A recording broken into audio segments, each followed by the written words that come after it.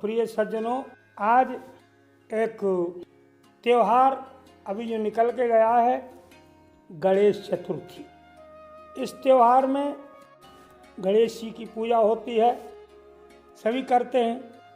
लेकिन यहाँ किसी किसी पुराण में ऐसा लिखा है, इस दिन एक हमने अभी वीडियो देखी थी तो उसमें लिख रहे थे कि चंद्रमा को अर्घ देना चाहिए, लेकिन नहीं, इस चौथ के चंद्रमा को देखा भी नहीं जाता।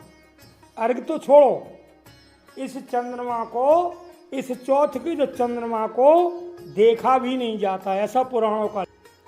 श्री गोसाई जी ने भी इस चौपाई में लिखा है अपनी हाँ, विभीषण रावण को समझा रहा है कि महाराज, पराई नार को ऐसे छोड़ देना चाहिए जैसे चौथ के चंद्रमा। सो पर नार लीलार गुसाई और तजो चौथ के चंद्र किनार। तो ये कोई दूसरी चौथ नहीं है, ये भाद्र मास की शुक्ल पक्ष की चौथ है, जिसे गणेश है। इस चौथ के चंद्रमा को नहीं देखना चाहिए, ऐसा पुराणों का मत है।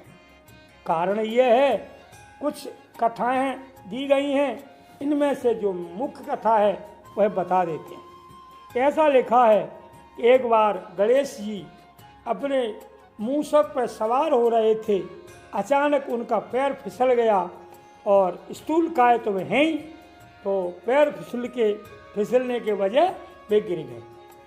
जैसे गिरे, चंद्रमा को हंसी आ गई। फिर रात के समय गिरे थे तो चंद्रमा को हंसी आ गई। अब कोई गिरे और आप हंस दो तो अच्छा तो होता। चंद्रमा को हंसी आ गई तो गणेश जी ने श्राप दे दिया कि आज के दिन कोई जो तुम्हारा दर्शन करेगा उसे झूठा कलंक लगेगा, चोरी लगेगी, झूठी चोरी। इसलिए इस दिन इस चौथ के चंद्रमा को पुराणों में कहा है देखना नहीं चाहिए, त्याज्य। तो आज जो गणेश चतुर्थी का जो दिन था निकल गया, उसमें जिन्होंने भूल में चंद्रमा का दर्शन कर लिया है, मानिए एक प्रश्न करे कोई कि महाराज जी, हमें तो पता ही नहीं था और हमने देख लिया, तो अब क्या होगा?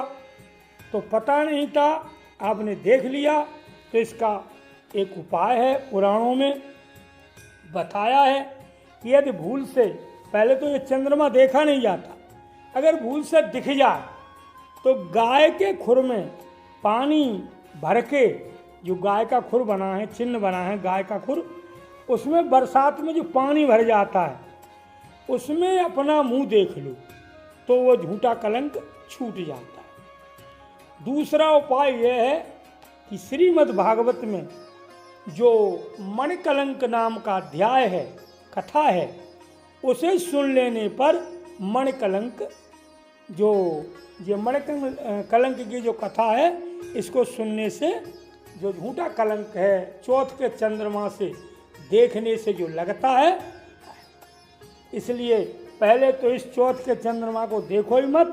अगर धोखे में दिख जाए तो फिर मणिकलंक की कथा सुन लो, तो फिर आपको झूठा कलंक नहीं लगेगा, ऐसा पुराणों का। श्रीमद् भागवत का जो उल्था है सुख सागर, उसमें भी यह बात लिखी हुई है। लखनऊ प्रेस का जो सुख सागर है, उसमें भी यह बात लिखी हुई है कि चौथ के चंद्रमा को नहीं देखना चाहिए, अगर दिख जाए तो इस मणिकलंक की कथा को सुन लो तो उसका जाता।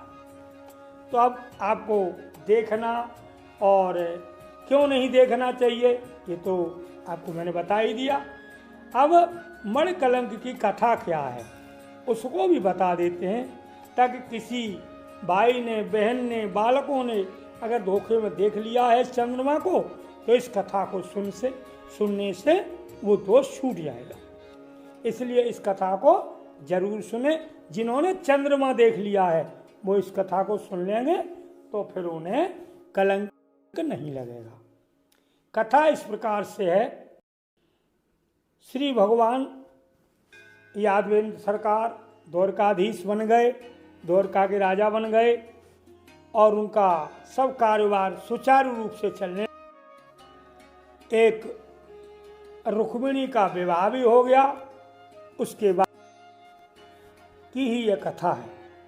भगवान भगवान का जो दूसरा व तीसरा विवाह हुआ है वो इसी कथा में आपको कथा मिलेगी। सत्राजित नाम के एक यादव थे, ये उनको वो भगवान सूर्य के उन्होंने सूर्य भगवान की तपस्या की तो सूर्य भगवान प्रसन्न हो गए। सूर्य भगवान ने कहा तुमने हमारी बहुत तपस्या की है, इसलिए उन्होंने एक सैमंतक नाम की और कहा तुम इसकी पूजा करो तो ये तुम्हारे घर में जो है धन धान संपन्नता रहेगी। तो वो मणि ले आए सत्राजित और उसकी पूजा करने लगे। कहते हैं उस मणि का नियम था कि वो 60 भार यानी 50 किलो सोना एक मन। कोई कहते 1 मन, किसी पुराण में लिखा है 1 मन और किसी पुराण में लिखा है 1.25 मन। 1.25 मन का यानी 50 किलो सोना देती थी वो रोज। ऐसी उस मणि का प्रभाव था। कुछ दिन में सत्राजित बड़ा धनवान होने लगा। लोगों ने कहा देखो भगवान द्वारकाधीश तो राजा हैं, उनके पास भी जितना वैभव नहीं लग रहा जितना वैभव सत्राजित के यहाँ है। कारण क्या है, ऐसा धनी ये क्यों हो रहा है? ऐसे सबके मन में संशय था। एक दिन क्या हुआ, सत्राजित जो सैमंतक मणि सूर्य भगवान की दी हुई थी उसको पहन करके और भगवान कृष्ण की सभा में गया। लोगों ने उसे दूर से आते देखा तो कोई कहने लगे हे प्रभु, आज हमें लग रहा है कि सूर्य भगवान आपके दर्शन करने आ रहे हैं। कुछ लोगों ने कहा महाराज सूर्य भगवान दिन में कैसे आ सकते हैं, और पृथ्वी पे आने का तो नियम ही नहीं है ऐसा, और आपने कोई सूर्य भगवान का स्तवन भी नहीं किया है जिसे वो आ रहे हों प्रसन्न होकर के। मुझको तो कुछ और ही लग रहा है। थोड़ी देर में वह पास आया तो देखा कि सत्राजित यादव है। उसके गले में जो मणि पहने हैं वह श्यामांतक मणि है, उसका प्रकाश था, क्योंकि सूर्य की दी हुई वो मणि थी, इसलिए उसका प्रकाश इतना तेज था। भगवान श्री कृष्ण ने भी वो मणि देखी और उसका प्रभाव पूछा तो सत्राजित ने उसका प्रभाव बता दिया कि महाराज ये मुझे सेवा में मिली है और इसका जो है 1.25 मन सोना ये रोज देती है। तो कुछ लोगों ने कहा कि महाराज तुम्हारे यहाँ तो इतनी आवश्यकता है नहीं, ऐसी वस्तु तो राजकोष में होनी चाहिए जिससे कि प्रजा का भला हो। तो ऐसा करो इस मणि को भगवान को दे दो, द्वारकाधीश को इस मणि को दे दो तो बहुत फायदा होगा इससे जनता का। परंतु सत्राजित ने ये बात सुनी अनसुनी कर दी। तो भगवान ने भी कोई जबरदस्ती नहीं की, भाई उसकी चीज़ है, नहीं दे रहा तो नहीं दे रहा। इसका मतलब ये थोड़े है कि किसी की चीज़ को छीन लो, नहीं। तो भगवान ने इस बात को मना कर दिया। सत्राजित जो है मणि लेकर अपने घर आया। जब उसके भाई प्रसेन को पता चला तब उसने कहा कि भैया ये मणि हमें दे दो, क्योंकि क्या पता इस पर सिपाहियों की दृष्टि पड़ चुकी है, द्वारकाधीश की दृष्टि पड़ चुकी है, हो न हो ये अपने सिपाहियों के द्वारा सेवकों के द्वारा ये मणि आपसे छिनवा लें, इसलिए ये मणि हमें दे दो। प्रसेन उस मणि को सत्राजित से लेकर के और गले में पहन करके और शिकार खेलने गया। वन में जाकर के उसने एक सिंह का पीछा किया तो सिंह ने प्रसेन को मार दिया। सत्राजित को जो मणि पहन के गया था, सत्राजित का भाई प्रसेन, उसको मार दिया। किसने? सिंह ने। अब हुआ क्या, शेर मणि को लेके आगे बढ़ गया तो आगे मिल गया भालू। भालू ने शेर को मार करके वो मणि ले ली और वो अपनी गुफा में लेके चला गया। इधर जब वो प्रसेन घर नहीं आया तो लोग ढूंढने लगे उसको, ढूंढा ढाड़ी मचाने लगे। जब कुछ लोगों ने पीछा किया, पता लगाया तो 17 तो मिल गया, वो प्रसेन तो मिल गया, लेकिन प्रसेन जो मणि पहन के गया था वो नहीं मिली। प्रसेन तो मिल गया मरा हुआ, पर उसकी मणि नहीं मिली। तब तो सब लोगों ने विचार किया कि उस दिन द्वारकाधीश ने ये मणि देखी थी, शायद वो मणि उन्होंने अपने सेवकों द्वारा प्रसेन को मार करके और ये मणि उन्होंने ले ली। ऐसा कुछ लोगों के मन में भावना बनी और धीरे धीरे ये बात द्वारकाधीश तक पहुंच गई, एक दूसरे के कान होती है। ऐसी बातों को बड़ी जल्दी चर्चा हो जाती है ऐसी बातों की। तो जब पहुंच गई तो भगवान ने सोचा कि अरे मैंने तो उस मणि के बारे में कुछ भी नहीं सोचा और फिर भी हमें यह झूठा दोष लगा दिया। तो भगवान ने सोचा कोई बात नहीं, हमें झूठा दोष लगा। तब उन्होंने अपने गुरु से पूछा, गुरुजी यह मुझे झूठा दोष क्यों लगा? उन्होंने कहा, यादवेंद्र वैसे तो आप संसार के स्वामी हो, मालिक हो, भगवान हो, तुम्हें पाप दोष कुछ नहीं लगता, लेकिन फिर भी ये मनुष्य का शरीर लेके आए हो तो थोड़ा बहुत तो मर्यादा पालनी पड़ेगी। तुमने कभी चौथ के चंद्रमा को देख लिया है, इसलिए तुम्हें यह झूठा दोष लगा। भगवान ने कहा, हाँ बिल्कुल सत्य है, एक बार हमने चौथ के चंद्रमा को जरूर देख लिया था, इस वजह से ये हमें झूठा दोष लगा, परंतु हम इसको जरूर छुटाएंगे। अब भगवान तो समर्थ हैं, वे तो छुटा सकते हैं, और किसी जीव को यदि झूठा दोष लग जाए तो वो कैसे छुटाएगा? तो उसके लिए यही उपाय है कि जो चंद्रमा देखने के बाद जिसे झूठा दोष लगे उससे पहले ही इस मणिकलंक की कथा को सुन लो, फिर वह दोष नहीं लगे। भगवान जो है अपने सेवकों को लेकर और वन में गए, पता लगाते लगाते कि वो प्रसेन कहाँ है, किसने मारा है, कहाँ गया। तो पता लगते लगते भगवान ने देखा कि चरण चिन्ह देखे घोड़े के, कुछ देर दिन घोड़े के चरण चिन्ह मिले कुछ दूर तक, फिर प्रसेन के चरण चिन्ह मिले, उसके बाद फिर सिंह के, और सिंह के बाद भालू के। ऐसे पता लगाते लगाते वो गुफा तक पहुंच गए जिस गुफा में वो जामंत नाम का भालू रहता था। भगवान ने अपने सेवकों से कहा कि यहाँ तक ही इस भालू के चिन्ह मिले हैं चरणों के, इसका मतलब यह है ये इसी गुफा में रहता, तुम लोग यहीं रहो, अब हम जाते हैं, इसे मार करके तब लाएंगे मणि, क्योंकि ये भालू इसी गुफा में है तो चिन्ह यहीं तक है। तुम लोग हमें 15 दिन तक देखना, उसके बाद अगर हम ना निकले तो द्वारका चलेगा। भगवान यह कह करके द्वार पर कुछ लोग सेवकों को छोड़कर अंदर गुफा में चले गए। वहाँ जाकर के उन्होंने देखा कि उस मणि के प्रकाश से पूरी गुफा प्रकाशित हो रही है। भगवान ने जाकर के देखा तो मणि को एक कन्या खेल रही है। उन्होंने, वह कन्या जामंत की पालित कन्या थी, तो उन्होंने उस कन्या से कहा भगवान ने कि ये मणि हमें दे दो। वो कन्या ने कहा नहीं, ये मणि हमारे पिताजी हमें खेलने के लिए लाए। भगवान ने कहा नहीं, ये खेलने की चीज़ नहीं है, मुझे दे दो। परंतु कन्या ने मणि नहीं दी तो भगवान उससे मणि को छीन लिया। जैसे छीना तो वो चीखने लगी, चिल्लाने लगी। इतने में ही वो भालू वहाँ आ गया आवाज़ सुन करके, और कहते हैं जामंत और कृष्ण का 28 दिन तक,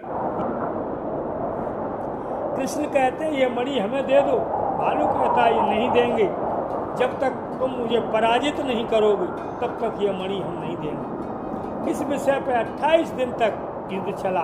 28वें दिन भगवान कृष्ण ने एक घूंसा ऐसा मारा जिससे कि वो जामंत चित्त गिर बेहोश हो गया। जब उस थोड़ी देर में उसे होश आया तब उसे समझ में आया, अरे ये तो द्वापर चल रहा है और ये घटना त्रेता की है। त्रेता की घटना ये है कि भगवान राम का राज्य हो गया, सब लोग अपने अपने स्थान को जाने लगे। तो जामवंत जी ने कहा, प्रभु वैसे तो हमें कोई संशय नहीं है, लेकिन लंका में हमने बड़े बड़े वीरों को, बड़े बड़े राक्षसों को वध किया, फिर भी मेरी युद्ध पिपासा पूरी नहीं, यानी युद्ध की इच्छा पूरी नहीं हुई। मेरा मन ऐसा है कि थोड़ा आपसे युद्ध कर लिया जाए। भगवान बोले नहीं, सोच लिया कि नहीं युद्ध का अभिमान है, तो उन्होंने कहा इस जन्म में तो हम ये तुम्हारी इच्छा पूरी नहीं करेंगे, क्योंकि इस समय तो हम मर्यादा में हैं। मर्यादा यह है कि सेवक स्वामी का युद्ध नहीं होना चाहिए। अगले द्वापर युग में जब हम कृष्ण बन के आएंगे तब तुम्हारी ये इच्छा पूरी करेंगे। जामवंत कहने लगे हमें कैसे पता लगेगा कि आप आ गए? तब उन्होंने कहा कि जब एक भूसे से, एक मुष्टिका से तुम बेहोश हो जाओ, सोई समझ लेना कि हम आ गए। वही आज दिन आ गया। जामवंत एक भूसा में बेहोश हो गए और जब जगे तब कहने लगे धन्य है प्रभु, जान गया, पहचान गया, अब हमारे प्रभु हैं, लेकिन ये दूसरा रूप आपने बनाया है। हमारी इच्छा तो जब भी पूरी होगी, हमें उसी रूप का दर्शन कराओ जिसके हम उपासक हैं। तब भगवान कृष्ण ने तुरंत राम रूप धारण दिया, जिसे देख करके जामवंत बड़े प्रसन्न हुए और कहने लगे प्रभु, अब आपने हमारी युद्ध की इच्छा तो पूरी कर दी, अब हमें क्षमा करो। और भगवान बोले हमने तो पहले ही कहा था कि युद्ध मत करो, लेकिन तुम नहीं माने तो कोई बात नहीं, अब ये मणि हमें दे दो और हमारा कोई तुमसे बैर तो है नहीं। जामवंत कहने लगा महाराज ये तो मणि दे ही देंगे, इसके साथ हम एक दूसरी मणि और आपको दे रहे हैं। दूसरी मणि दो है तुम्हारे पास? बोले हाँ। दूसरी मणि क्या? बोले ये कन्या जो है ये हमें पालित है, हमने इसे पाला है और मैंने सोचा कि मैं इसका विवाह किसी योग्य पुरुष के साथ करूँगा, आपसे अच्छा कोई अब कहाँ मिलेगा, इसलिए ये कन्या भी मैं आपको देता हूँ, पत्नी बना लो, इसे अपनी धर्मपत्नी बना लो, विवाह कर लो, और ये मणि देता हूँ दाई जी। इसलिए वो कन्या जामवंती को भगवान कृष्ण को दे दिया और मणि उसके दाई जी में दी। अब भगवान कृष्ण कन्या और मणि दोनों लेकर के गुफा में से निकले। इधर ये लोग 15 दिन की मोहलत देख करके चले गए, क्योंकि यहाँ तो 28 दिन लग गए, 1 महीना लग गया। तो वे 15 दिन वहाँ रुके और चले गए रो पीट करके, कहने लगे भगवान तो गुफा में मर गए, वो निकल के ही नहीं आए, मार दिया किसी राक्षस। अब कुछ लोग जो निष्ठावान थे उन्होंने कहा नहीं ऐसा हो ही नहीं सकता, भगवान कोई मनुष्य थोड़े ही तो कोई मार देगा, वो तो साक्षात भगवान। भगवान के कार्यकाल में भी कुछ लोग उन्हें भगवान नहीं मानते थे, आज नहीं मान रहे तो क्या बात है। बस भगवान जो है अपने सेवकों सहित द्वारका में आए और वो मणि ला करके सत्राजित को दी। ले महाराज अपनी मणि पर आपने ऐसा झूठा कलंक मुझे क्यों लगाया? तब जो है सत्राजित चरणों में गिर पड़ा, बोला महाराज मैंने आपको झूठा कलंक तो नहीं लगाया, पर कुछ लोगों ने कहा तो मेरे मन में भी संशय बन गया। भगवान बोले संशय का समाधान अब तो हो गया? बोले हाँ महाराज हो तो गया, परंतु मैं बड़ा लज्जित हूँ कि मैंने आपको, आप जैसे महापुरुष को, आप जैसे अवतारी को भी दोष लगा दिया। अब ये मेरा पाप कैसे मिटेगा?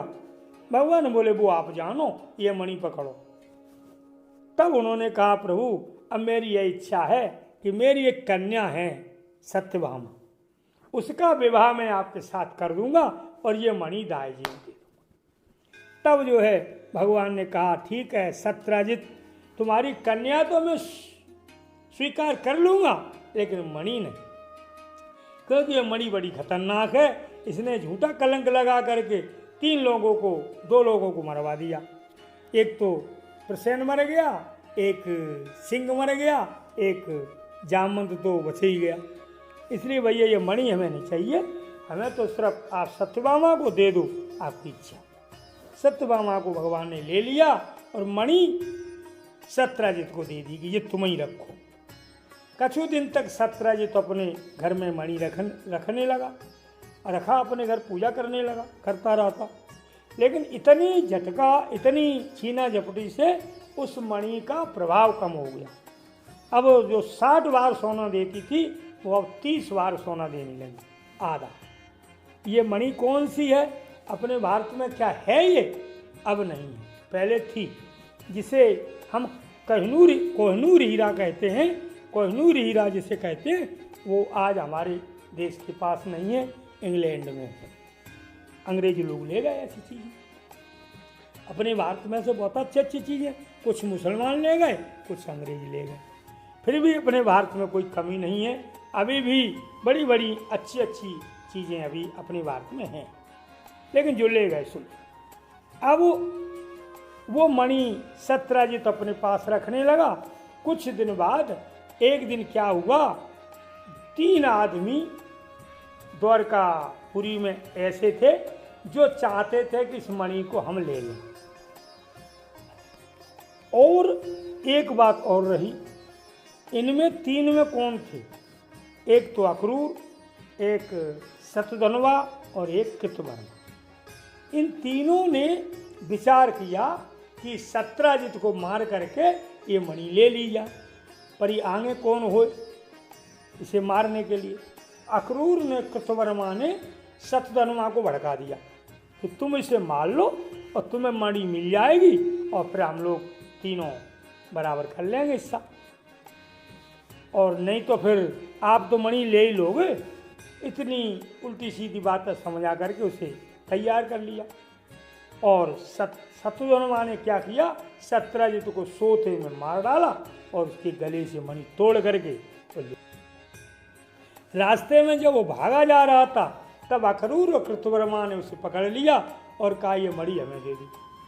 तुम्हें क्यों हमने मारा, बोले नहीं दोगे तो भगवान से पकड़वा देंगे तुम, तो ये मणि हमें दे दो। उसने सोचा बीमारी बची, तुरंत उसने अक्रूर को मणि दे दी। कृतवर्मा चले गए और सत्यराजित वो शतधन्वा को जब इधर सत्यभामा को दूसरे दिन पता लगा कि हमारे पिता का वध सत्यभामा ने किया, तब उन्होंने भगवान कृष्ण से कहा। कृष्ण जो है आए और जा कर के उन्होंने उसका शतधन्वा का तो वध कर दिया, परंतु मणि उसके पास नहीं मिली। साथ में बलराम जी भी थे, बलराम जी पीछे रह गए, कृष्ण आगे चले गए। आगे जाकर, क्योंकि वो शतधन्वा भज रहा था ना अपनी प्राण बचाने के लिए, तो आगे जाकर के उन्होंने शतधन्वा को मार दिया और मणि न मिली।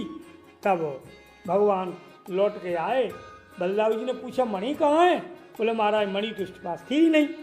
अब बलराम जी ने क्या सोचा कि भगवान ने हमसे झूठी बोल, कृष्ण ने हमसे झूठी बोल कपट करके मणि हमें नहीं, तो उनके मन में भी कुछ मनमुटाव हो गया।